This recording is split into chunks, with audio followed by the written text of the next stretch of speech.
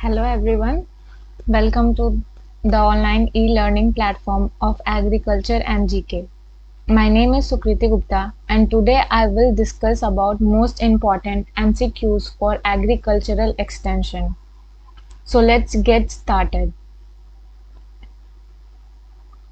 So before discussing the MCQs, let me tell you about the IFCO AGT pre plus mains plus interview जो हमारा coaching provide कर रहा है।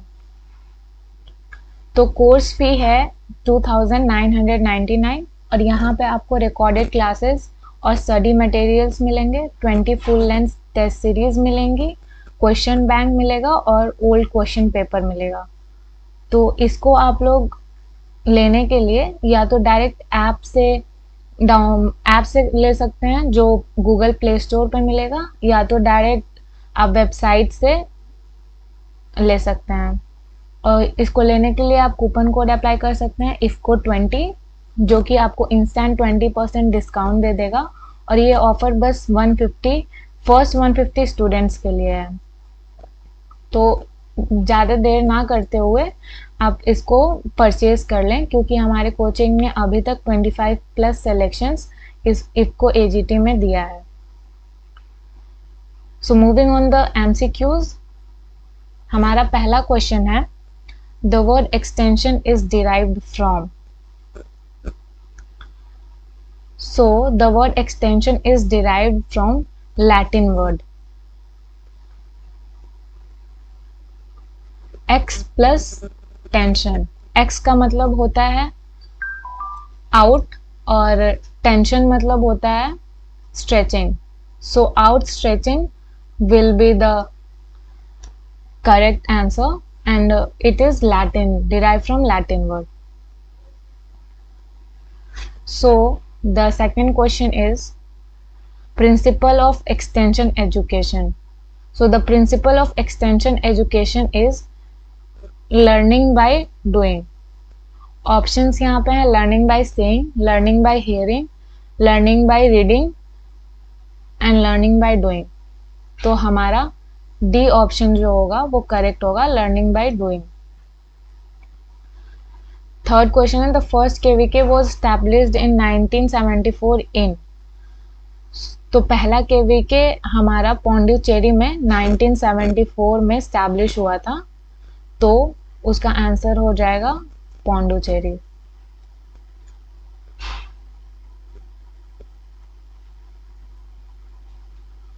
Fourth question है element of adoption process. तो जैसा हम लोग को पता है कि एडॉप्शन प्रोसेस का एलिमेंट होता है इनोवेशन, डिफ्यूजन, मोटिवेशन और एडॉप्शन। तो इसमें हमारा बस इनोवेशन दिया हुआ है, तो ऑप्शन बी इसका सही आंसर होगा। Radio mass media is characterised by one way with intermediate feedback, one way without instant audio response, one way and colourful, one way and timeless. तो रेडियो मास से हम लोग बस सुन सकते हैं, वहां पे कोई ऑडियो रेस्पॉन्स नहीं दे सकते हैं, इसीलिए इसका आंसर हो जाएगा one way without instant audio response. Next question, national academy of agriculture research management is located eight. So the national academy of agriculture research is located eight Hyderabad. तो ऑप्शंस में है न्यू दिल्ली, हैदराबाद, बैंगलोर एंड कटक। तो सही answer होगा Hyderabad.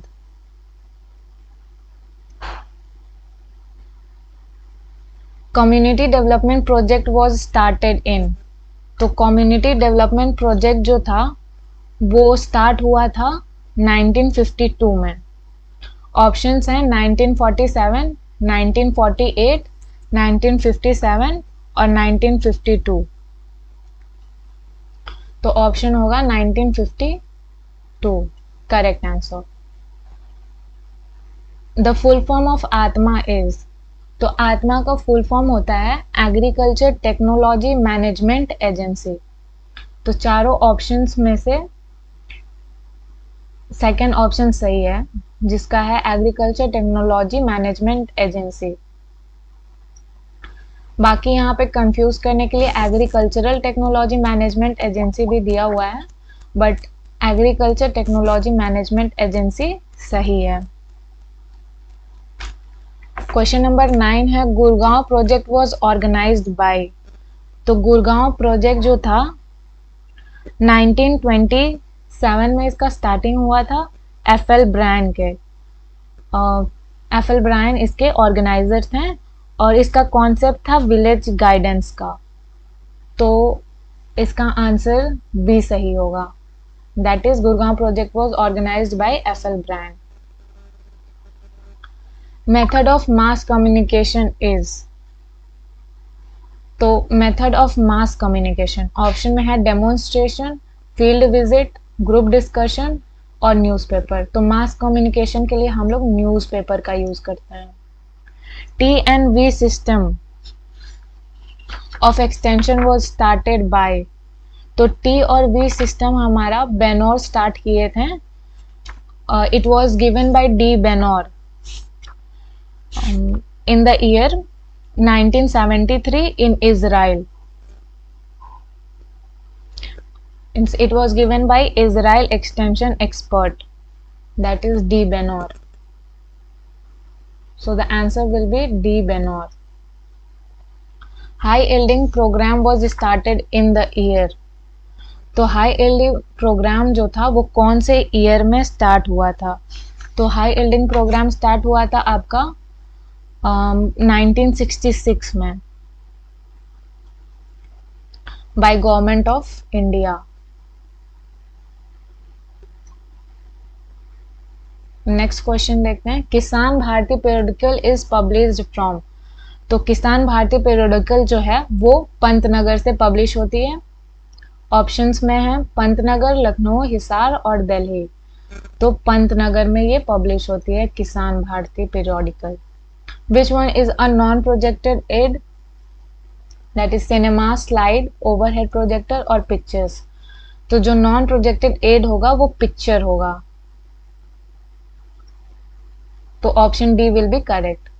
Which one of the following method is a of group contact? So group contact के कौन से methods हैं? तो इसका आंसर होगा टूर्स, जैसे टेलीविजन, टूर्स, रिजल्ट डेमोन्स्ट्रेशन और लीफलेट। तो इसका ग्रुप कांटेक्ट के मेथड्स होंगे tours. Education causes change in attitude, change in knowledge, change in skill, all the above. तो एजुकेशन से हमारे नॉलेज में, एटीट्यूड में और स्किल्स में तीनों में चेंजेस आते हैं। तो इसका आंसर होगा all the above. Which of the following scheme is exclusively meant for self-employment? तो जो सेल्फ एम्प्लॉयमेंट के लिए बना है वो ट्राइसेम है, जो कि 1979 में गवर्नमेंट ऑफ इंडिया से दिया गया था। ट्राइसेम होगा इसका, training of rural youth for self employment. तो इसका आंसर सी करेक्ट होगा। Rural development depends upon. तो रूरल डेवलपमेंट रिसर्च, टीचिंग और एक्सटेंशन तीनों पे डिपेंड करता है। तो इसका करेक्ट ऑप्शन होगा रिसर्च, टीचिंग एंड एक्सटेंशन।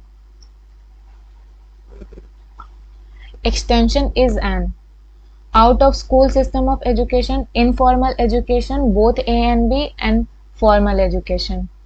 तो extension out of school system of education भी होता है और इनफॉर्मल एजुकेशन भी होता है। तो इसका option both A and B correct होगा। The basic unit of development under IRD programme is.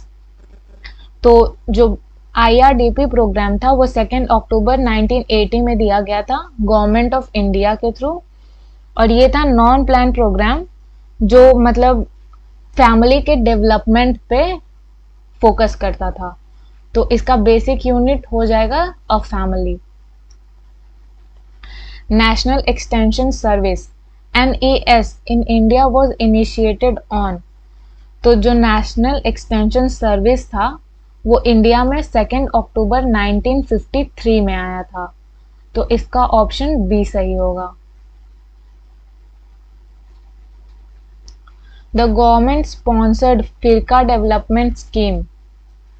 तो फिरका डेवलपमेंट स्कीम किस ईयर में लॉन्च हुआ था? वो है 1947।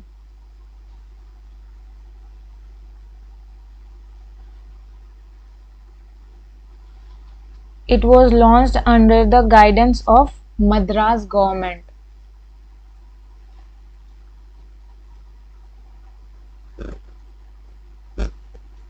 स्वर्ण जयंती ग्राम स्वरोजगार योजना। तो स्वर्ण जयंती ग्राम स्वरोजगार योजना was launched in, तो it was launched in April 99। तो इसका आंसर होगा अप्रैल 1999।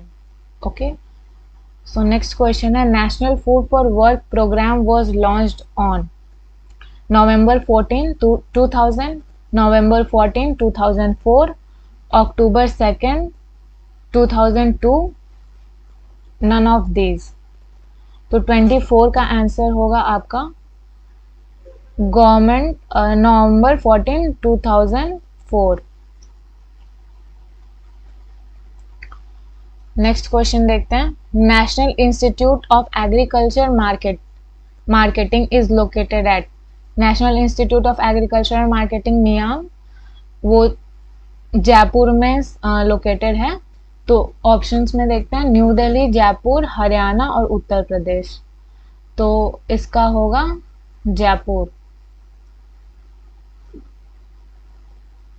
जयपुर सही आंसर होगा। फिर NATP was funded from USA, world bank, WHO and ICR। तो NATP जो होता है उसको वर्ल्ड बैंक से फंडिंग मिलती है। तो इसका ऑप्शन वर्ल्ड बैंक सही होगा, जो कि सेकेंड ऑप्शन है। National agriculture technology project, national agriculture technology project जो है वो कब स्टार्ट हुआ था? तो नेशनल एग्रीकल्चर टेक्नोलॉजी प्रोजेक्ट 1998 और 1999 में स्टार्ट हुआ था।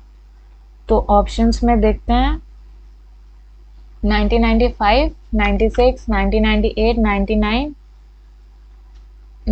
2000, 2001 और 2002 to 2003। तो करेक्ट आंसर होगा option B 1998 to 1999। In India dash of the total population lives in village. तो इंडिया में 2/3 ऑफ द टोटल पॉपुलेशन, पूरे पॉपुलेशन का 2/3 विलेज में रहते हैं। तो यहाँ पे आपका हो जाएगा 1/3, हाफ, 3/4 और 2/3। तो इसका ऑप्शन डी सही होगा, जो कि 2/3 है। National agricultural science museum is located eight. जो नेशनल एग्रीकल्चर साइंस म्यूजियम है वो है न्यू दिल्ली में located, and it was inaugurated by APJ Abdul Kalam. So option A will be correct, that is New Delhi. Who was the first chairman of National Commission on Farmers? तो national commission on farmers के first president हैं MS Swaminathan, Sompal, Balram झंका और VL Chopra. तो इसका answer होगा MS Swaminathan. Next question पे चलते हैं, national agricultural science museum was inaugurated on 3 November 2004 by. तो doctor Manmohan Singh, doctor APJ Abdul Kalam, Atal Bihari Vajpayee, Sonia Gandhi. तो इसका करेक्ट आंसर है doctor APJ Abdul Kalam. Science museum inaugurate हुआ था 3 नवंबर 2004 में। National commission on farmer was set up in India by. जो नेशनल कमीशन था farmers के लिए वो इंडिया में कब सेट हुआ था? मार्च 1999, मार्च 2002, फरवरी 2004, जून 2004। इसका सही आंसर होगा फरवरी 2004। Young Farmers Association was formed in India under the guidance of Dr. P.S. Deshmukh in। Young farmer association जो था वो इंडिया में डॉक्टर पीएस देशमुख के अंदर कब लॉन्च हुआ था? तो ऑप्शंस हैं अप्रैल 1956, अप्रैल 1966, अप्रैल 1976 और अप्रैल 1980। तो इसका ऑप्शन होगा अप्रैल 1956। ऑप्शन ए सही है। Best method for selection of a leader. Leader select करने के लिए कौन सा बेस्ट मेथड होता है? सोशियोमेट्री, इलेक्शन, डिस्कशन या की इन्फॉर्मेंट्स। तो लीडर सेलेक्ट करने के लिए सबसे बेस्ट मेथड होता है सोशियोमेट्री। जितने भी आपके कॉन्टैक्ट्स रहेंगे उतना ही आपको फेवर मिलेगा। सो सोशियोमेट्री फर्स्ट मेथड, बेस्ट और फर्स्ट मेथड होती है सिलेक्ट करने के लिए। तो इसका ऑप्शन ए जो होगा वो सही होगा, sociometry. Which 5-year plan aimed at attaining self sufficiency in food? कौन सा 5-year plan था जो सेल्फ सफिशिएंसी के लिए एम करता था? तो जो फोर्थ 5-year प्लान था वो फोर्थ था जो कि सेल्फ सफिशिएंसी इन फूड के लिए एम्ड था। तो ऑप्शन बी इसमें सही हो जाएगा, fourth. 36 intensive agriculture area programme came into operation in. तो इंटेंसिव एग्रीकल्चर एरिया प्रोग्राम जो था वो ऑपरेशन में कब आया था? मार्च 1964, मार्च 1969, अक्टूबर 1969 और none of the above. So intensive agriculture area programme जो था वो मार्च 1964 में आया था by government of India.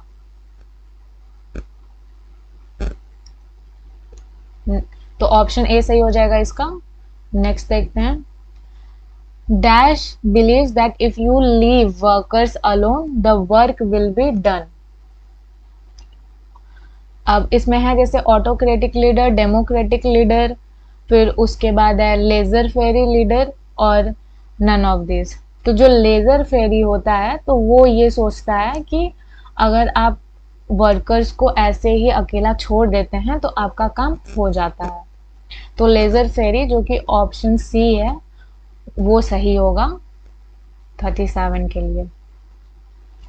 So rural community differs from urban community in relation to. अब यहाँ पूछा गया है कि रूरल कम्युनिटी अर्बन कम्युनिटी से कैसे, किस रिलेशन में डिफरेंट होता है। तो रूरल कम्युनिटी पॉपुलेशन डेंसिटी में भी डिफरेंट होता है, इनकी कल्चर भी डिफरेंट होती है और इनका एनवायरनमेंट भी डिफरेंट होता है अर्बन कम्युनिटी से। सो इसका ऑल ऑफ दीज ऑप्शन सही होगा जो कि डी ऑप्शन है। 39 dash is a dominant social institution pertaining social and economic relation. तो यहाँ पे पूछा गया है dash is a dominant social institution pertaining social and economic relations. ऐसा इंस्टीट्यूशन जो मतलब सोशल और इकोनॉमिक रिलेशंस को पर्टेन करता है। तो कास्ट होता है जिससे सोशल और इकोनॉमिक रिलेशंस पर्टेन होते हैं। तो सोसाइटी, क्रीड, कास्ट और कस्टम्स। तो यहाँ पे कास्ट जो ऑप्शन सी है वो सही हो जाएगा। तो अभी बात कर लेते हैं इफ्को एजीटी का।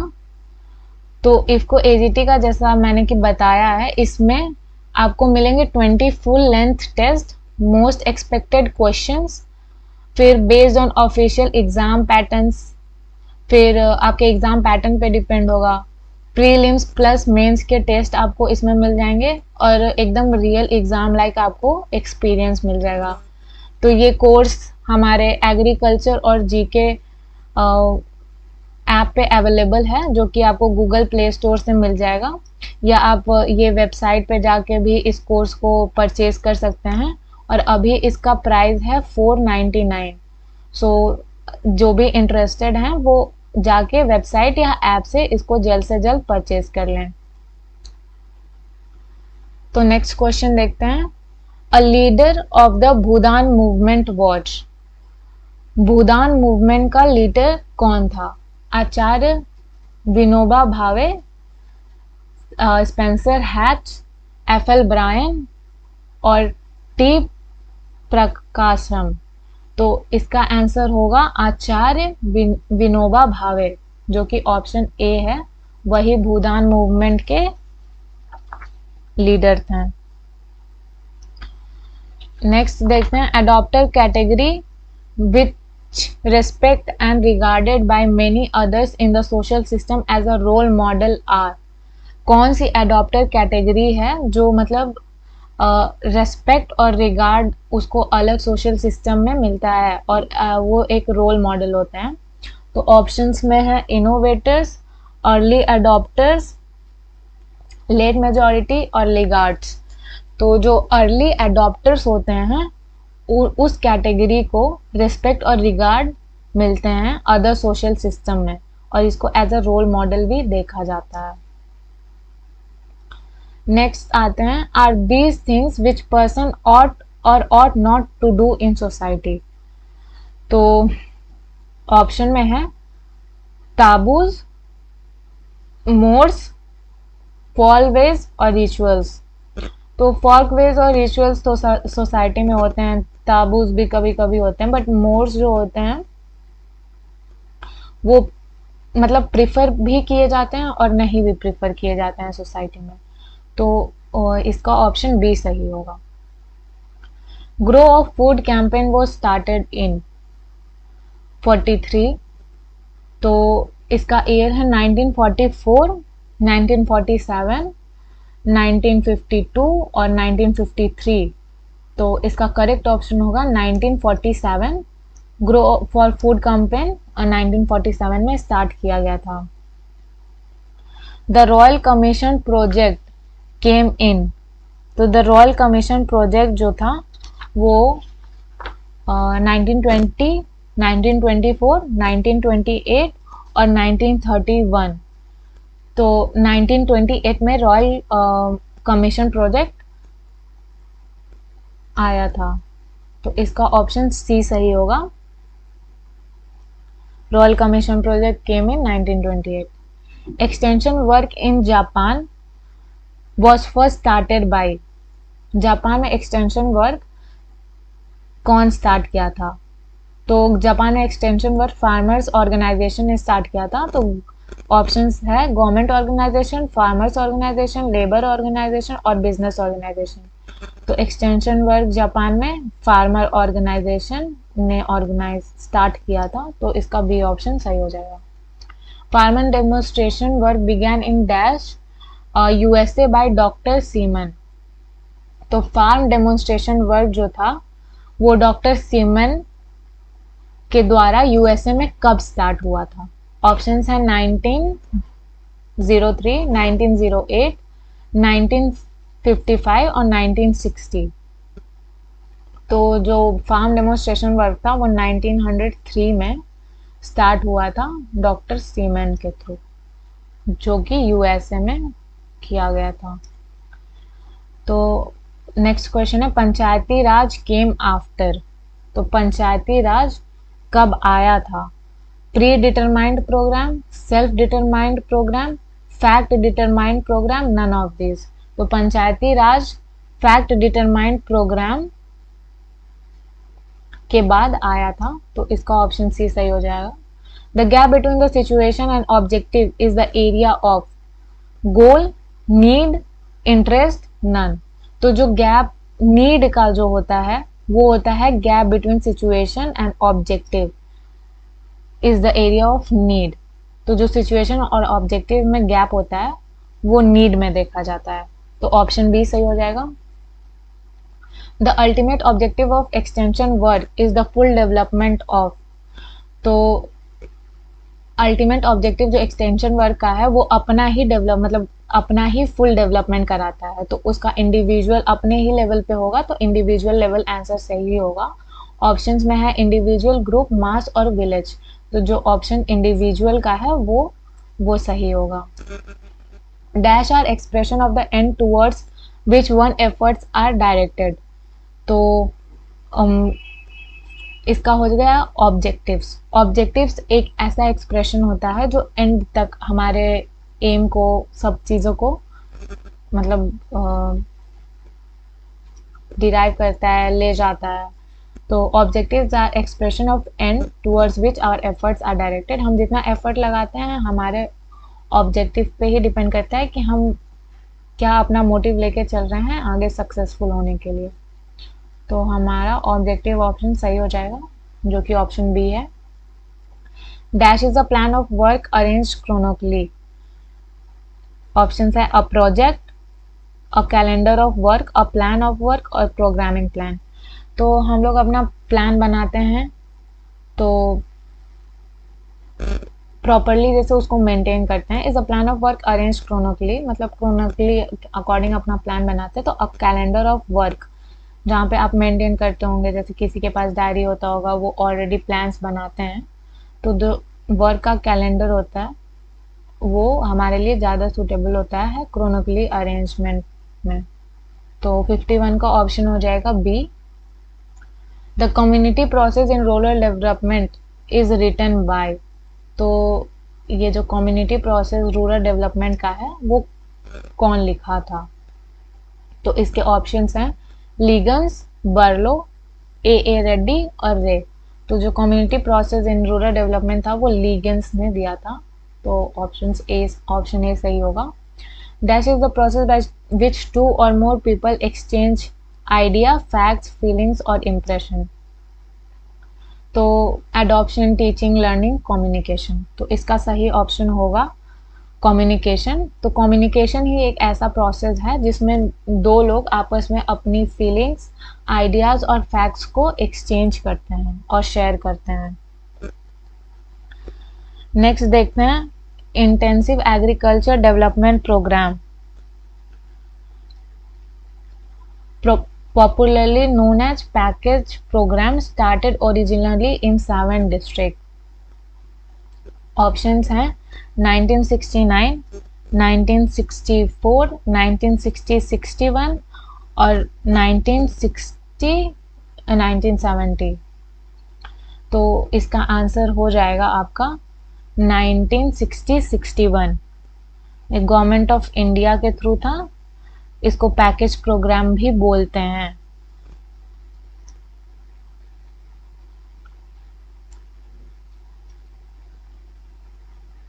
नेक्स्ट देखते हैं dash consist of series of individual charts with which are bound together and hung on a supporting stand. Bar chart, job chart, flip chart और ट्री चार्ट। ऐसा सीरीज ऑफ इंडिविजुअल चार्ट जो कि एक में आपस में जुड़े होते हैं और हंग होते हैं एक सपोर्टिंग स्टैंड के थ्रू। तो फ्लिप चार्ट एक ऐसा होता है जो कि मतलब आपस में अटैच होता है और उसको सपोर्टिंग स्टैंड के थ्रू हंग किया जाता है। तो इसका ऑप्शन सी सही हो जाएगा। Flashcard shares a series of illustrated cards when flashed or presented before a group in proper sequence. Tell a part of story, complete story, incomplete story, none of this. तो जो flash card होता है वो हमको एक series of illustration card when flashed or presented before a group is properly sequence of a complete story। तो वो flash card जो होता है वो एक कंप्लीट स्टोरी बताता है। तो इसका ऑप्शन बी सही हो जाएगा। Visual teaching aid funnel graph is also known as. तो visual teaching aid funnel graph को हम लोग खदर ग्राफ भी कहते हैं। तो ऑप्शंस में है chalk board, bulletin board, khaddar graph, none of this. तो इसका ऑप्शन सी सही होगा। नेक्स्ट देखते हैं which one of the following is not an example of still pictures. मतलब स्टिल पिक्चर्स के कौन कौन से एग्जाम्पल्स नहीं हैं। तो ड्राइंग है स्टिल पिक्चर का, पेंटिंग भी एक स्टिल पिक्चर ही है और ईचिंग भी एक स्टिल पिक्चर ही है। तो इसका ऑप्शन डी होगा नन ऑफ दिस। इसमें से कोई भी मतलब स्टिल पिक्चर जो ऐसा नहीं है उसका कोई भी एग्जाम्पल नहीं है। तो 59 पे चलते हैं। The movie film recording is made by. तो मूवी की जो फिल्म रिकॉर्डिंग होती है वो ऑप्टिकल से होती है। तो इसका ऑप्शन सी सही हो जाएगा। Tape and wire recording are made by dash process. तो टेप और वायर रिकॉर्डिंग जो होता है वो मैकेनिकल होता है, तो इसका ऑप्शन बी सही हो जाएगा। Magnetic, mechanical, optical, none of this, तो मैकेनिकल होता है, तो इसका ऑप्शन बी सही होगा। नेक्स्ट देखते हैं, sound can be recorded in 3। तो साउंड जो होता है वो 3 टेक्स में रिकॉर्ड किया जा सकता है। तो नेक्स्ट चलते हैं, real objects taken out of their natural setting is called. अपने नेचुरल सेटिंग्स को रियल ऑब्जेक्ट से निकालने को क्या कहते हैं? स्पेसिमेन कहते हैं। तो real objects taken out of their natural setting को स्पेसिमेन कहते हैं, इसका ऑप्शन बी सही हो जाएगा। A working model is known as mockup. Working model को मॉकअप कहते हैं। तो ऑप्शंस में है ऑब्जेक्ट, मॉडल, मॉकअप, पोस्टर, तो इसका ऑप्शन सी सही होगा। नेक्स्ट देखते हैं, flash card, pull chart, slides and film strips are the types of aids. तो flash card, full chart, pull chart, slides and film किस एड के एग्जाम्पल्स हैं? ऑप्शंस हैं audio visual, none of these. तो flash card, pull chart, slides और film strips ये सब audio visual aids में आते हैं, तो इसका ऑप्शन ए सही होगा। Puppet show are included in audio aid, visual aid, audio visual aid and none of these. तो इसका पपेट शो भी ऑडियो विजुअल आएगा, क्योंकि हम लोग ऑडियो भी सुन पाते हैं और विजुअल्स भी देख पाते हैं, तो puppet show audio visual add हो जाएगा, तो इसका ऑप्शन सी सही होगा। Less intensive and less effective method of extension is. जो कम एफर्ट्स लगाते हैं उस मेथड को क्या कहते हैं एक्सटेंशन में? तो ऑप्शंस हैं individual, group, mass, both A and B. तो जो मास मेथड ऑफ एक्सटेंशन होता है उसमें हमें कम इंटेंसिव और कम एफर्ट्स लगाने पड़ते हैं, तो ऑप्शन सी सही हो जाएगा। नेक्स्ट देखते हैं, the objective of education are decided by. तो social science, physical science, normative science, biological science.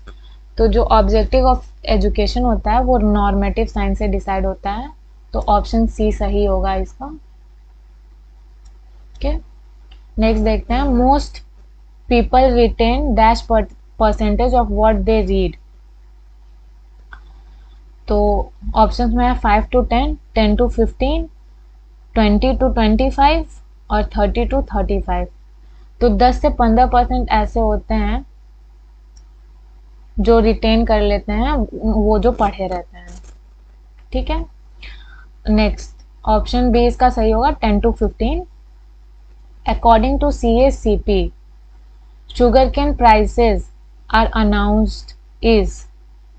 तो जो CACP के अकॉर्डिंग शुगर केन का प्राइस है वो स्टैट्यूटरी है। ऑप्शंस में है MSP, प्रोक्योरमेंट प्राइसेस, स्टैट्यूटरी और फ्लैट प्राइसेस। तो जो शुगर केन के प्राइसेस हैं वो स्टैट्यूटरी हैं, ऑप्शन सी इसका सही होगा। नेक्स्ट देखते हैं, newspaper articles are included in which method of extension. तो न्यूज़पेपर और आर्टिकल्स जो हैं वो मास मेथड में है और ये मास कम्युनिकेशन में भी हेल्प करते हैं, इसीलिए ये ऑप्शन सी सही होगा इसका। Newspaper and articles are included in mass method of extension. Symposium is a short series of lecture usually by dash speaker। तो जो सिम्पोसिस होता है वो 2 से 5 लोगों का लेक्चर होता है, तो इसमें ऑप्शन है 1 to 2, 2 to 5, 5 to 7, 7 to 10। तो इसका ऑप्शन भी सही होगा, 2 to 5। There are dash development block in India. Options हैं 5000, 6000, 7000 और 8000। तो ऑप्शन 5000 सही होगा, 5000 डेवलपमेंट ब्लॉक हैं इंडिया में। नेक्स्ट देखते हैं, state agricultural university in India were set up in a pattern of land grant college of. जो स्टेट एग्रीकल्चर यूनिवर्सिटी था वो किस पैटर्न में, किस कॉलेज के पैटर्न में सेट हुआ था? ऑप्शंस हैं यूके, फ्रांस, इटली और यूएसए। तो यूएसए के पैटर्न के अकॉर्डिंग ही स्टेट एग्रीकल्चर यूनिवर्सिटी इंडिया में सेट किए गए हैं। तो ऑप्शन डी सही हो जाएगा इसका। The chairman of planning commission is, तो प्लानिंग कमीशन का चेयरमैन कौन होता है? तो प्लानिंग कमीशन का चेयरमैन प्राइम मिनिस्टर होता है। तो इसका president, prime minister, finance minister, speaker of Lok Sabha. तो इसका ऑप्शन बी सही होगा, प्राइम मिनिस्टर। ओके, तो लास्ट क्वेश्चन है, the village Panchayati act came into existence in, तो विलेज पंचायती एक्ट जो था वो आया था 1958 में। तो ऑप्शंस में है 1958, 1959, 1960, 1961। तो village Panchayati act came into existence in 1958, तो ऑप्शन ए सही हो जाएगा। लास्ट में आपका आंसर की अटैच्ड है, तो यहाँ से आप लोग आंसर्स भी देख सकते हैं। तो चैनल को सब्सक्राइब करिए, इसको जितना हो सके उतना ज़्यादा शेयर करिए और खुद भी इससे अपने नॉलेज को बढ़ाइए। ठीक है, थैंक यू।